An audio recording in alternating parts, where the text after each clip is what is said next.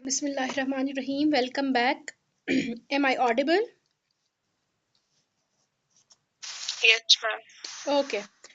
आगे आइए फिर हम कुछ MCQs प्रैक्टिस कर लेते हैं जो हमारे CPSP में हमारे पेपर में पूछे जाते हैं.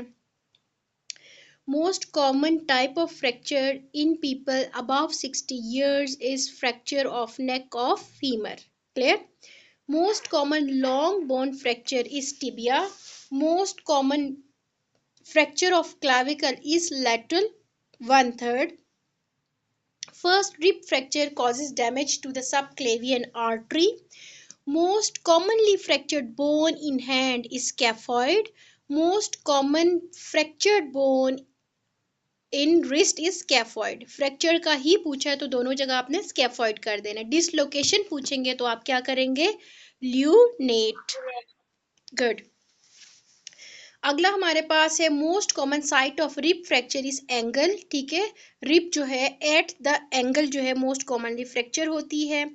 अगला है common site of rib fracture is just anterior to angle of rib. ठीक है, बहुत हम लोग अगर स्पेसिफिकली जाएं तो रिब का जो एंगल है उसके भी थोड़ा सा anterior. Child with fracture at 5th and 6th rib, यानी कि 2 रिब्स उसके फ्रैक्चर हो चुके हैं. Which anesthesia will be needed for long pain relief? तो long pain relief के लिए bupivacaine देंगे हम. इसको as it is याद कर लें. The weakest point from which a rib can be fractured is angle. This has been repeated already. Clear? आगे आइएगा. इलियम, इस्चियन और प्यूबिस, ये तीनों बोन्स मिलके हमारे पास क्या बनाती हैं? पेल्विक बोन बनाती हैं. हमें पता है ना, जो ये पेल्विक बोन है इतनी बड़ी, ठीक है, जो हमारी हिप जॉइंट को सपोर्ट करती है, ये 3 बोन्स के आपस में फ्यूजन से बनती है. और ये 3 बोन्स कौन सी हैं? Ilium, ischium, pubis. ये 3 बोन्स फ्यूज हुई हैं जिसकी वजह से हमारे पास पूरी की पूरी कैविटी, जिसको हम लोग पेल्विक गर्डल भी कहते थे. थोड़ा जोर दे जरा जहन पे. अगला है fracture of acetabulum superior lateral which bone fracture occur. तो इलियम, अब ये हमारे पास इस तरह की होती है, की तरफ इलियम का पार्ट है जो पेल्विक गर्डल के फ्लैंक्स बनाते हैं. थोड़ी बहुत आप लोग इस कर पा रहे हो कि ये हमारे पास पेल्विक गर्डल है. ठीक है, लेफ्ट और ये राइट, और दो ऐसे फ्यूज है हमारे पास पेल्विक गर्डल. अब क्या है बच्चों, ये जो वाले फ्लैंक्स है इलियक कहते थे. ठीक है, तो ये जो इलियक फोसा है, तो इसने कहा हुआ सुपीरियर और लैटरल, कि जब भी सुपीरियर और लैटरली कोई फ्रैक्चर होगा, आरटी होगा, लीजन होगा, तो उसकी वजह से जो बोन्स फ्रैक्चर होंगी तो वो इलियम और इस्चियम होंगी. हमें पता है ना, इलियम और इस्चियम आपस में फ्यूज होती हैं. तो जब भी सुपीरियर और लैटरली चोट लगेगी, फ्रैक्चर होगा, तो ये दोनों बोन्स कॉमनली अफेक्ट होंगी.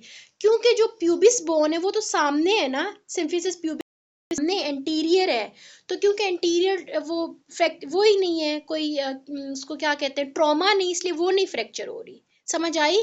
सुपीरियर और लैटरल पूछा है इसने, तो सुपीरियर और लैटरली हमारे पास इलियम और इस्चियम बोन मौजूद है, इसलिए इन्हीं की जो है ना फ्रैक्चर होनी है. Clear? Very good. A boy had trauma to the pelvis and his acetabulum moved in posterior superior direction.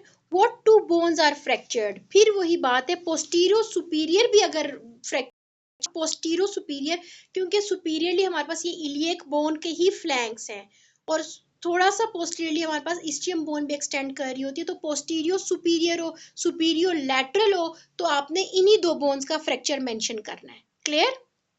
Done. अगला है lower part of floor of acetabulum is fractured, which bone is involve? It is pubic bone and. Clear? अब ये जो हमारे पास एसिटेबुला था, याद का पूरा एक सर्कल था मौजूद, जिसके अंदर आके हेड ऑफ फीमर ने लगना था और हिप जॉइंट बनाना था. ये डिमॉन्स्ट्रेट हो रहा है आप लोगों को? थोड़ा बहुत तो रिकॉल होगी ना एनाटॉमी. अच्छा, लेट सपोज ये हमारे पास वो एसिटेबुलर कैविटी है, पूरी की पूरी बड़ी कैविटी है जिसमें हमारे फीमर का हेड आके लगता है. अब हमें पता है कि हमने इसका पूरा का पूरा पढ़ा भी था कि कौन ये जो एसिटेबुलर कैविटी थी, इस कैविटी का कौन सा पार्ट कौन सी बोन बना रही थी, ये हमने पढ़ा था. अब फ्लोर पे जो 2 बोन्स मौजूद हैं, प्यूबिक बोन है और है, तो लोअर होगा बोन सामने की तरफ अगर ऐसी टैब फ्लोर डैमेज होगा, इस ऊपर तो वो जो हमारे पास फ्लोर का पार्ट, ठीक है, फ्लोर का है वो बोन है big bone and clear clear okay good. कल से इंशाल्लाह आप पे पढ़ाइए। मैंने डाल लिया था जब मुझे मैंने आज नेट नहीं है, बोर्ड के पढ़ाती हूँ आप लोगों को। कोशिश होगी कि लिख पढ़ करूँ वो चीजें क्लियर हो जाए। आज आपने मेरे हाथों से जितनी आप लोगों को उतना समझना है। जो वर्कर है वो मेरी छोटी सी नीस है, उसके हत्थे चढ़ गया तो जब मैं आई तो बस कुछ नहीं बचा हुआ था। अच्छा, तो फिर इंशाल्लाह कल से प्रॉपर आप लोगों को अच्छे से ना डिमॉन्स्ट्रेट करके पढ़ाऊंगी। अच्छा, बच्ची हूँ मैं, बड़ी मशहूर है क्योंकि रहती है जाती है। तो आगे चलते हैं, हमारे पास फीमर से, ठीक है। Female presented to ER after an accident with short left leg rotated laterally, ठीक है।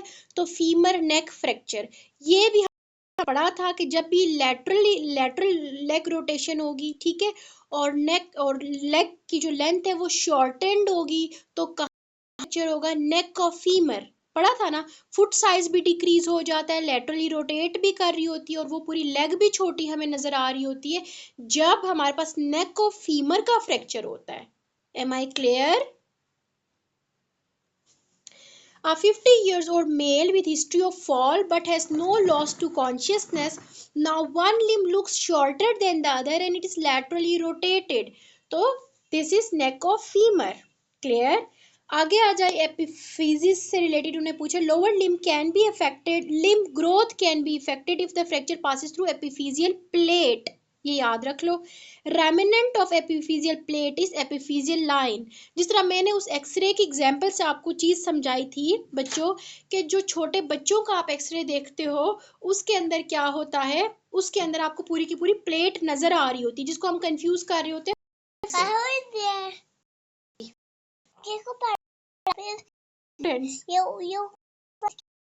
U is Arusa, and that N is doctor, उनका नाम नहीं नजर आ रहा मुझे, से सलाम से अस्सलाम।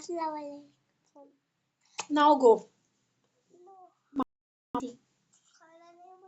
बुला रहे अभी खाना आई हूँ, अभी आई हूँ मैं, अभी आपको बुला रहे हैं। अच्छा फिर शोर नहीं, ठीक है।